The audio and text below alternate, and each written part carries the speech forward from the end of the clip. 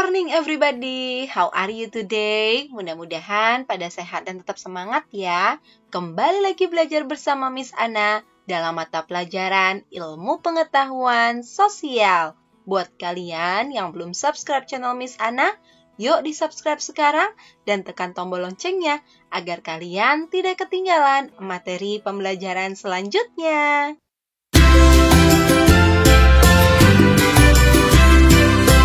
Seperti biasa ya anak-anak, sebelum memulai pembelajaran, marilah kita berdoa menurut agama dan kepercayaan masing-masing. Dan persiapkan alat tulis kalian ya, serta perhatikan handout yang sudah kalian download pada website sekolah kita, yaitu mengenai pajak. Pada kesempatan kali ini, materi akan kita pelajari adalah pajak. Adapun tujuan pembelajaran kali ini, Miss Ana harapkan peserta didik dapat menjelaskan pengertian pajak, menguraikan fungsi, manfaat, dan tarif pajak, menjelaskan perbedaan pajak dengan pungutan resmi lainnya, menjelaskan azas pemungutan pajak, mengidentifikasi jenis-jenis pajak, menjelaskan sistem pemungutan pajak di Indonesia, dan menghitung pajak. Perhatikan gambar pada layar kalian ya. Gambar pertama, pernahkah kalian memperhatikan struk pembayaran ketika kalian makan di restoran? Atau pernahkah kalian melihat bukti pembayaran seperti gambar kedua ini di rumahmu? Nah, kedua gambar ini merupakan contoh dari pajak. Lalu, apa sih itu pajak? Menurut Undang-Undang Nomor 16 Tahun 2009 tentang perubahan keempat atas Undang-Undang Nomor 6 Tahun 1983 tentang ketentuan umum dan tata cara perpajakan pada pasal 1 ayat 1, pajak adalah kontribusi wajib kepada negara yang terutang oleh orang pribadi atau badan yang bersifat memaksa berdasarkan undang-undang untuk keperluan negara bagi sebesar-besarnya kemakmuran rakyat. Jelas ya? Adapun ciri-ciri pajak. Pertama, iuran wajib yang dibayar oleh wajib pajak pada negara. Kedua, pembayaran yang didasarkan pada norma-norma hukum. Ketiga, sumber pembiayaan pengeluaran kolektif. Keempat, sarana untuk meningkatkan kesejahteraan umum. Dan kelima, balas jasanya tidak diberikan secara langsung. Kemudian, pajak memiliki 4 fungsi anak-anak. Pertama, fungsi anggaran. Kedua, fungsi mengatur. Ketiga, fungsi stabilitas. Dan keempat, fungsi redistribusi pendapatan. Yuk kita bahas satu-satu. Pertama, fungsi anggaran atau fungsi budgeter, di mana pajak merupakan sumber pemasukan keuangan negara yang menghimpun dana ke kas negara untuk membiayai pengeluaran negara atau pembangunan nasional.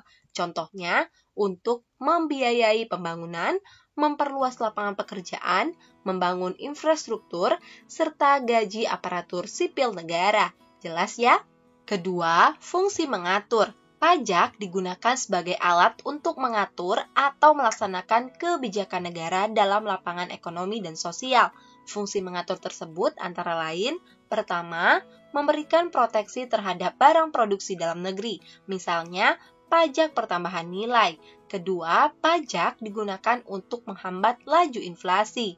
Ketiga, pajak digunakan untuk mendorong ekspor, misalnya pajak barang ekspor 0%. Dan keempat, untuk menarik dan mengatur investasi modal untuk perekonomian yang lebih produktif. Jelas ya? Ketiga, fungsi stabilitas. Fungsi ini bertujuan untuk menjaga stabilitas nilai tukar rupiah dan menjaga agar defisit perdagangan tidak semakin melebar. Pemerintah dapat menetapkan kebijakan pengenaan pajak penjualan atas barang mewah. Jelas ya? Keempat, fungsi redistribusi pendapatan. Pajak dapat digunakan untuk menyeimbangkan dan menyesuaikan antara pembagian pendapatan dengan kesejahteraan masyarakat. Dengan kata lain, pajak berfungsi untuk pemerataan pendapatan masyarakat, sehingga semua masyarakat, baik secara langsung atau tidak langsung, dapat merasakan manfaat dari hasil pemungutan pajak yang dilakukan oleh pemerintah. Nah, itulah 4 fungsi pajak. Jelas ya? Selain fungsi, pajak juga memiliki beberapa manfaat. Pertama, untuk belanja pegawai, meliputi ASN, polisi, dan TNI. Kedua, untuk pembangunan sarana umum, seperti jembatan, jalan raya, sekolah, rumah sakit, terminal, bandara, irigasi pertanian, dan pasar. Ketiga, pajak sebagai sumber pembiayaan alat keamanan negara dengan tujuan menciptakan rasa aman bagi masyarakat. Keempat, pajak dapat membayar utang negara loh. Kelima, pajak sebagai penyedia fasilitas bantuan beras, kesehatan, pendidikan gratis bagi masyarakat kurang mampu. Dan keenam, pajak dapat menciptakan proyek lapangan kerja, serta pembinaan dan penyediaan modal bagi usaha kecil dan menengah. Jelas ya? Kemudian, tarif pajak. Tarif pajak digunakan untuk menentukan besarnya pajak terutang. Tarif dibagi menjadi 4, proporsional, progresif, degresif, dan tetap.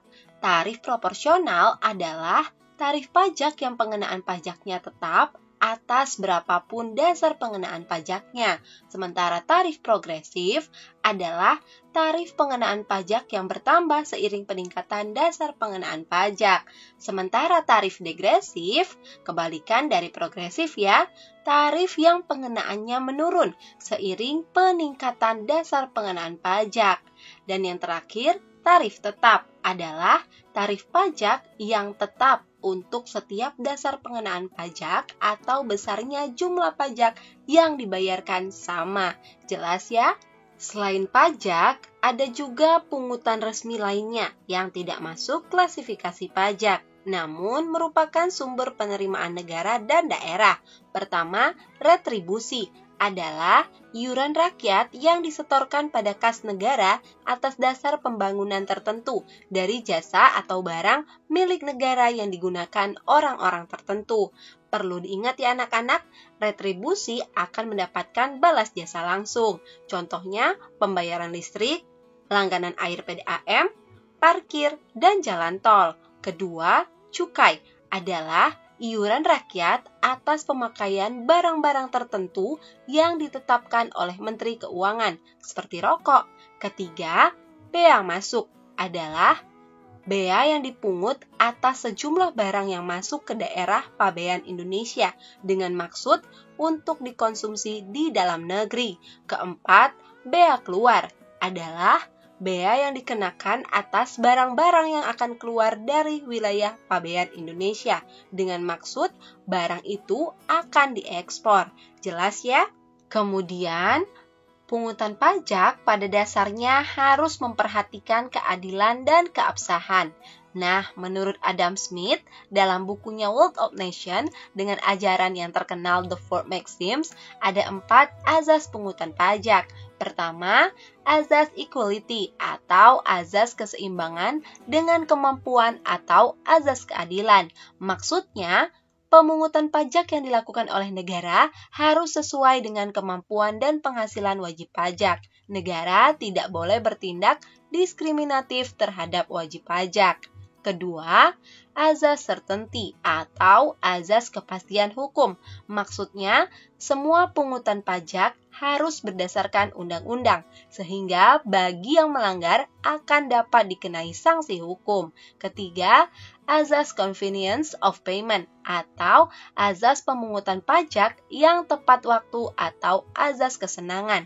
Maksudnya, pajak harus dipungut pada saat yang tepat bagi wajib pajak atau saat yang paling baik. Misalnya di saat wajib pajak baru menerima penghasilannya atau di saat wajib pajak menerima hadiah. Dan azas yang keempat, azas efisiensi atau azas efisien atau ekonomis. Maksudnya, biaya pemungutan pajak diusahakan sehemat mungkin. Jangan sampai terjadi biaya pemungutan pajak lebih besar dari hasil pemungutan pajak. Jelas ya? Lalu, pajak di Indonesia digolongkan menjadi 3. Pertama, pajak berdasarkan penanggung pajaknya dibagi menjadi 2. pajak langsung, dan pajak tak langsung. Pajak langsung adalah pajak yang harus ditanggung sendiri oleh wajib pajak dan tidak boleh dilimpahkan ke orang lain. Contohnya, pajak penghasilan dan pajak bumi dan bangunan. Sementara pajak tak langsung adalah pajak yang harus dibayar pihak tertentu dan dapat dilimpahkan pada pihak lain. Contohnya, pajak penjualan, pajak pertambahan nilai, dan bea impor. Jelas ya? Kedua, pajak berdasarkan lembaga pemungutnya terbagi menjadi dua, yaitu pajak pusat dan pajak daerah. Pajak pusat adalah pajak yang dipungut oleh pemerintah pusat melalui aparatnya, yaitu Dirjen Pajak, Kantor Inspeksi Pajak, dan Dirjen Bea Cukai. Contohnya, pajak penghasilan, pajak bumi bangunan, pajak pertambahan nilai, pajak penjualan barang mewah, dan bea materai. Sementara pajak daerah adalah pajak yang dipungut oleh pemerintah daerah, baik oleh pemerintah provinsi maupun pemerintah kota atau kabupaten. Contohnya, pajak reklam dan pajak kendaraan bermotor. Ketiga, pajak berdasarkan sifat objek pajak terbagi menjadi dua, yaitu pajak subjektif dan pajak objektif. Pajak subjektif adalah pajak yang pemungutannya berdasarkan subjeknya dengan memperhatikan keadaan diri wajib pajak. Contohnya, pajak penghasilan dan pajak bumi bangunan. Sementara pajak objektif adalah pajak yang pemungutannya berdasarkan objeknya tanpa memperhatikan keadaan diri wajib pajak. Contohnya, pajak pertambahan nilai, bea masuk, cukai, pajak barang ekspor, dan pajak penjualan atas barang mewah. Nah, itulah jenis-jenis pajak. Jelas ya? Setiap negara memiliki sistem atau cara dalam pemungutan pajak yang harus dibayar oleh wajib pajak. Nah, di Indonesia sendiri ada 3 sistem ya anak-anak. Pertama, Official Assessment System, yaitu sistem yang memberikan kewenangan pemerintah atau petugas pemungut pajak untuk menghitung dan menentukan jumlah pajak terutang yang harus dibayar wajib pajak. Perhitungan pajak terutang ditetapkan dengan surat ketetapan pajak. Contohnya, pajak bumi dan bangunan. Kedua, Self-Assessment System, yaitu sistem yang memberikan kepercayaan dan kewenangan pada wajib pajak untuk menghitung, menentukan besarnya pajak, melaporkan dan membayarnya sendiri. Pada sistem ini, petugas pajak melakukan pengawasan dan bimbingan pada wajib pajak. Selain penegak hukum ya, contohnya pajak penghasilan, pajak pertambahan nilai, dan pajak penjualan atas barang mewah. Ketiga, Withholding System, yaitu sistem pemungutan pajak yang memberi wewenang pada pihak ketiga untuk memotong atau memungut dan menentukan besarnya pajak yang terutang oleh wajib pajak. Contohnya pemotongan pajak penghasilan karyawan yang sering disebut PPh Pasal 21. Jelas ya sistem pemungutan pajak di Indonesia? Lalu, dalam rangka peningkatan pelayanan kepada masyarakat, wajib pajak perlu adanya perbaikan administrasi perpajakan. Berikut alur perpajakan di Indonesia. Pertama, wajib pajak mendaftarkan diri untuk memperoleh nomor pokok wajib pajak atau NPWP secara langsung ke kantor pelayanan pajak atau KPP atau secara online. Kedua, setelah terdaftar, wajib pajak harus menghitung jumlah pajak yang terutang. Atas dasar itu membayarnya ke bank yang ditunjuk pemerintah atau kantor pos dengan menggunakan surat setoran pajak atau SSP. Ketiga, wajib pajak mengisi surat pemberitahuan atau SPT dan melaporkannya secara langsung ke KPP atau mengirimkan dokumen SSP lembar ketiga dan SPT-nya. Dan yang keempat, wajib pajak akan mendapat tanda terima penyampaian SPT. Jelas ya? Apa sih objek pajak? Objek pajak adalah segala sesuatu yang menurut undang-undang dijadikan dasar pengenaan pajak. Sistem perpajakan di Indonesia diatur sebagai berikut. Pertama, Undang-Undang Nomor 28 Tahun 2007 tentang Ketentuan Umum dan Tata Cara Perpajakan. Kedua, Undang-Undang Nomor 36 Tahun 2008 tentang Pajak Penghasilan. Ketiga, Undang-Undang Nomor 42 Tahun 2009 tentang Pajak Pertambahan Nilai Barang dan Jasa dan Pajak Penjualan atas Barang Mewah. Keempat, Undang-Undang Nomor 28 Tahun 2009 tentang Pajak Daerah dan Retribusi Daerah. Dan kelima, Undang-Undang Nomor 13 Tahun 1985 tentang Bea Materai dan Peraturan Pemerintah Nomor 24 Tahun 2000 tentang perubahan tarif bea materai. Jelas ya? Kemudian, bagaimana ya cara pengenaan pajak? Pertama, pada pajak penghasilan. Pajak penghasilan adalah pajak yang dikenakan pada orang pribadi atau badan atau subjek pajak atas penghasilannya berupa gaji, upah, honorarium, tunjangan, dan pembayaran lain yang diterima atau diperoleh wajib pajak dalam negeri sehubungan dengan pekerjaan, jabatan, jasa, dan kegiatan dalam 1 tahun pajak. Subjek pajak adalah orang pribadi atau badan yang diwajibkan membayar pajak berdasarkan kemampuan dan kondisinya. Dalam pasal 2, subjek pajak adalah orang pribadi atau perseorangan dan warisan yang belum terbagi sebagai suatu kesatuan. Sementara objek pajak yaitu penghasilan atau tambahan kemampuan ekonomis yang diperoleh wajib pajak. Penghasilan yang dimaksud dapat dipakai untuk kegiatan konsumsi atau menambah kekayaan. Jelas ya? Dalam perhitungan pajak penghasilan, ada yang namanya penghasilan tidak kena pajak atau PTKP, yaitu pengurangan terhadap penghasilan bruto wajib pajak. Besarnya PTKP ditentukan oleh pemerintah, khususnya Menteri Keuangan, berdasarkan perkembangan ekonomi dan harga kebutuhan pokok di Indonesia. Selain aturan yang tertera dalam pasal 7 Undang-Undang Nomor 36 Tahun 2008, terdapat Peraturan Menteri Keuangan atau PMK Republik Indonesia Nomor 101-PMK.010-2016 tentang penyesuaian PTKP. Nah, dalam aturan baru ini, jumlah PTKP sebagai berikut. Untuk diri wajib pajak orang pribadi sebesar Rp54 juta per tahun atau Rp4.500.000 per bulan. Kemudian tambahan untuk wajib pajak yang kawin sebesar Rp4.500.000 per tahun atau Rp375.000 per bulan.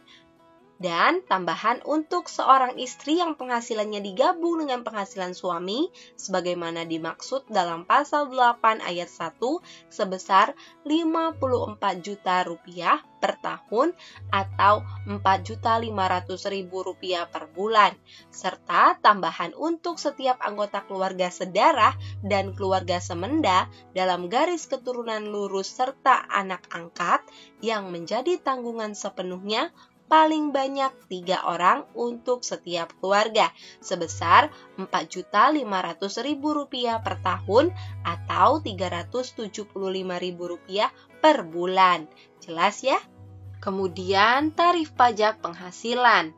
Menurut Undang-Undang Nomor 36 Tahun 2008 Pasal 17, tarif pajak yang ditetapkan atas penghasilan kena pajak terbagi menjadi 2, yaitu untuk penerima penghasil wajib pajak yang memiliki NPWP dan penerima penghasil wajib pajak yang tidak memiliki NPWP.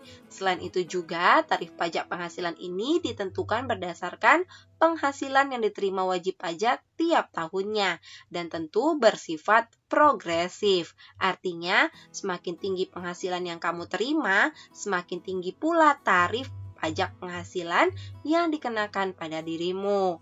Lantas, berapa sih tarif pajak penghasilan 21 yang berlaku saat ini?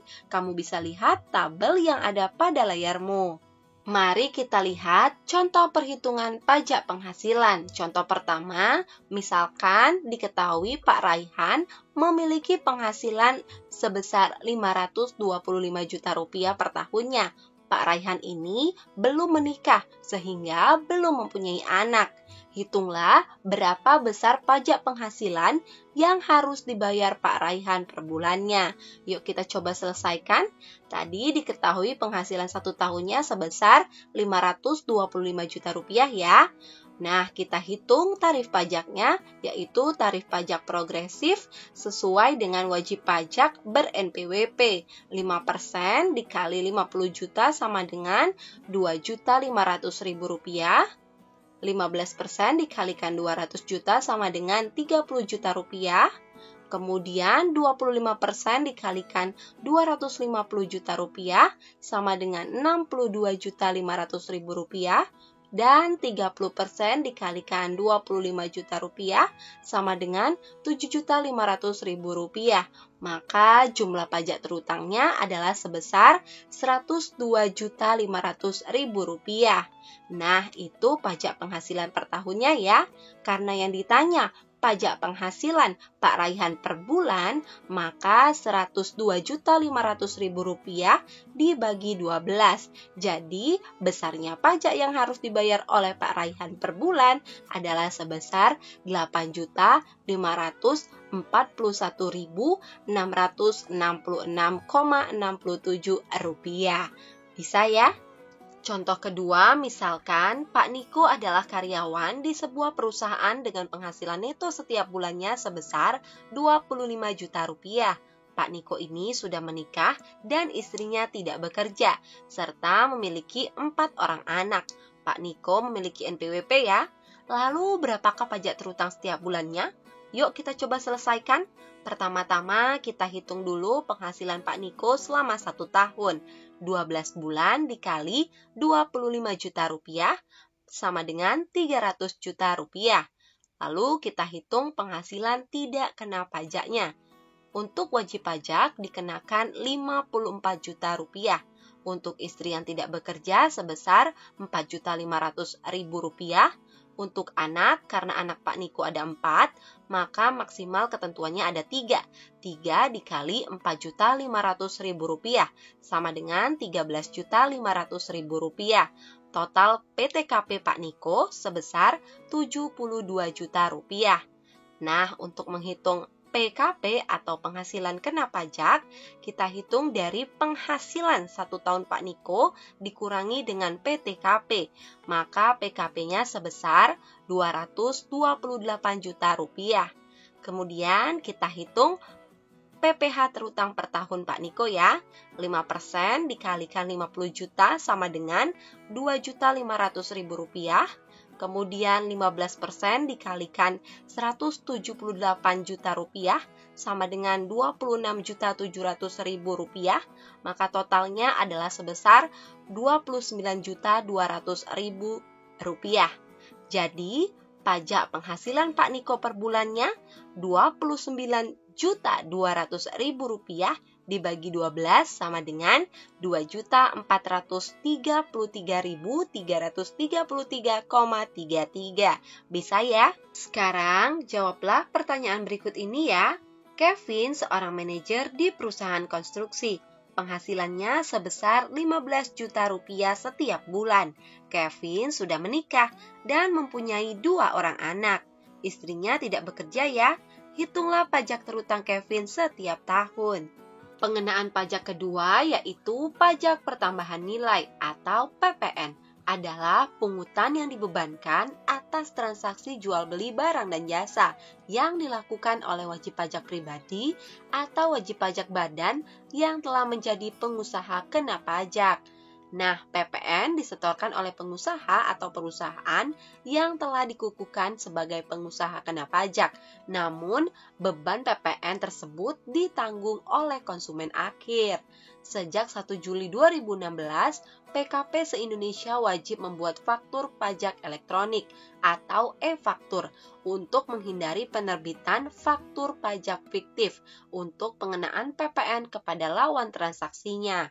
Lalu, pajak penjualan atas barang mewah dikenakan di samping PPN. Artinya, untuk barang mewah selain kena PPN, juga dikenakan PPN BM. Jelas ya?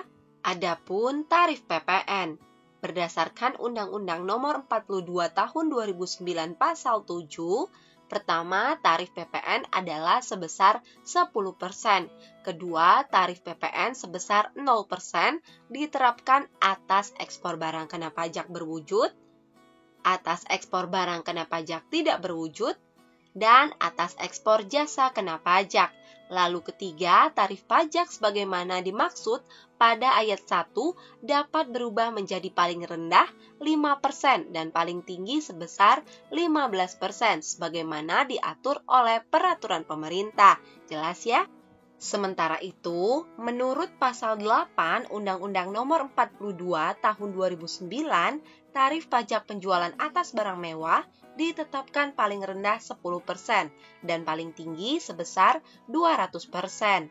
Jika pengusaha melakukan ekspor barang kena pajak yang tergolong mewah, maka akan dikenai pajak dengan tarif sebesar 0%. Adapun barang-barang yang tergolong mewah dan harus dikenai PPNBM ialah yang pertama, barang yang bukan merupakan barang kebutuhan pokok. Kedua, barang yang hanya dikonsumsi oleh masyarakat tertentu. Ketiga, barang yang hanya dikonsumsi oleh masyarakat berpenghasilan tinggi. Dan keempat, barang yang dikonsumsi hanya untuk menunjukkan status atau kelas sosial. Bisa ya? Nah, untuk menghitung PPN, rumusnya adalah tarif PPN dikali dasar pengenaan pajak. Diingat ya? Mari kita lihat contoh perhitungan PPN. Seorang pengusaha kena pajak bernama Siti menjual tunai barang kena pajak dengan harga jual sebesar 30 juta rupiah. Hitunglah PPN yang harus dikeluarkan Siti. Nah, untuk penyelesaiannya langsung saja. Pajak pertambahan nilai yang terutang sama dengan 10% dikalikan 30 juta rupiah, maka sebesar 3 juta rupiah. Jadi, pajak keluaran yang dipungut oleh pengusaha kena pajak Siti adalah sebesar 3 juta rupiah. Bisa ya? Kemudian, contoh perhitungan pajak penjualan atas barang mewah. Diketahui pengusaha kena pajak X mengimpor barang kena pajak yang tergolong mewah dengan nilai impor sebesar 5 juta rupiah. Barang kena pajak yang tergolong mewah tersebut selain dikenai PPN, juga dikenai PPNBM, misalnya dengan tarif 20%. Hitunglah PPN dan PPNBM yang terutang atas impor barang kena pajak yang tergolong mewah tersebut. Yuk kita lihat penyelesaiannya. Diketahui dasar pengenaan pajaknya tadi sebesar 5 juta rupiah ya. Nah, pertama kita hitung PPN-nya. 10% dikalikan 5 juta rupiah, maka diperolehlah 500.000 rupiah. Kemudian kita hitung PPNBM, sama dengan 20% dikalikan 5 juta rupiah. Hasilnya adalah sebesar 1 juta rupiah. Jadi, PPN dan PPNBM yang terutang atas impor barang kena pajak yang tergolong mewah adalah sebesar 500.000 rupiah dan 1 juta rupiah. Bisa ya? Sekarang jawablah pertanyaan berikut ini. Resya mengimpor laptop senilai 18 juta rupiah. Tarif pajak pertambahan nilainya sebesar 10%. Hitunglah PPN yang harus dibayar Resya. Lalu, pengenaan pajak yang ketiga adalah pajak bumi dan bangunan. Pemerintah telah menerbitkan Undang-Undang Nomor 28 Tahun 2009 pada bulan September 2009 tentang pajak daerah dan retribusi daerah. Atas dasar tersebut, pemerintah mengalihkan bea perolehan hak atas tanah dan bangunan atau disingkat BPHTB dan pengalihan pajak bumi dan bangunan pedesaan dan perkotaan atau PBBP 2 menjadi pajak daerah. Nah, pajak bumi dan bangunan perdesaan dan perkotaan adalah pajak atas bumi atau bangunan yang dimiliki, dikuasai, atau dimanfaatkan oleh orang pribadi atau badan, kecuali kawasan yang digunakan untuk kegiatan usaha perkebunan, perhutanan, dan pertambangan. Nah, mulai tanggal 1 Januari 2014, PBB Perdesaan dan Perkotaan ini merupakan pajak daerah kabupaten kota, sedangkan PBB Perkebunan, Perhutanan, Pertambangan masih tetap merupakan pajak pusat. Jelas ya? Adapun subjek pajak bumi dan bangunan adalah orang pribadi dan badan yang secara nyata memiliki hal-hal sebagai berikut. Pertama, mempunyai hak atas bumi. Kedua, memperoleh manfaat atas bumi. Ketiga, memiliki bangunan. Keempat, menguasai bangunan. Dan kelima, memperoleh manfaat atas bangunan. Jelas ya? Lalu, menurut pasal 77 ayat 1 Undang-Undang Nomor 28 Tahun 2009, objek PBB adalah objek pajak bumi dan bangunan pedesaan dan perkotaan adalah bumi atau bangunan yang dimiliki, dikuasai, atau dimanfaatkan oleh orang pribadi atau badan, kecuali kawasan yang digunakan untuk kegiatan usaha perkebunan, perhutanan, dan pertambangan. Sedangkan menurut pasal 3-nya, objek pajak yang tidak dikenakan pajak bumi dan bangunan pedesaan dan perkotaan adalah yang pertama, digunakan oleh pemerintah daerah untuk penyelenggaraan pemerintahan. Yang kedua, digunakan semata untuk melayani kepentingan umum di bidang ibadah, sosial, kesehatan, pendidikan dan kebudayaan nasional yang tidak dimaksudkan untuk memperoleh keuntungan. Ketiga, digunakan untuk kuburan, peninggalan purbakala, atau yang sejenisnya dengan itu merupakan hutan lindung, hutan suaka alam, hutan wisata, taman nasional, tanah pengembalaan yang dikuasai oleh desa, atau tanah negara yang belum dibebani suatu hak. Dan keempat, digunakan oleh perwakilan diplomatik dan konsulat berdasarkan azas perlakuan timbal balik. Yang kelima, digunakan oleh badan atau perwakilan lembaga internasional yang ditetapkan oleh peraturan Menteri Keuangan. Jelas ya? Mari kita lihat contoh perhitungan PBB pedesaan dan perkotaan. Misalnya, Tuan Fahri memiliki objek pajak yang berkaitan dengan tanah dan bangunan. Tanahnya seluas 500 meter persegi dengan nilai jual sebesar Rp500.000 per meter persegi. Untuk rumahnya seluas 200 meter persegi dengan nilai jualnya sebesar Rp600.000 per meter persegi. Hitunglah besarnya PBB yang terutang jika diketahui besarnya NJO PTKP sebesar Rp10 juta dan tarif yang dikenakan sebesar 0,1%. Yuk kita lihat penyelesaiannya. Pertama-tama kita hitung dulu nilai jual objek pajak. Tanah 500 dikali Rp500.000 sama dengan Rp250 juta. Kemudian untuk bangunan 200 dikali Rp600.000 sama dengan Rp120 juta. Maka nilai jual objek pajaknya sebesar Rp370 juta. Lalu dikurangi dengan nilai jual objek pajak tidak kena pajak sebesar 10 juta. Maka NJOP untuk perhitungan PBB-nya sebesar Rp360 juta. Nah, kita hitung PBB terutangnya ya. 0,1% dikali Rp360 juta sama dengan Rp360.000. Jadi, PBB yang harus dibayarkan oleh Tuan Fahri adalah sebesar Rp360.000. Bisa ya? Sekarang, jawablah pertanyaan berikut ini ya. Pak Rido memiliki tanah seluas 450 meter persegi dengan harga Rp200.000 per meter persegi, sedangkan luas bangunannya 200 meter persegi dengan harga jual sebesar Rp400.000 per meter persegi.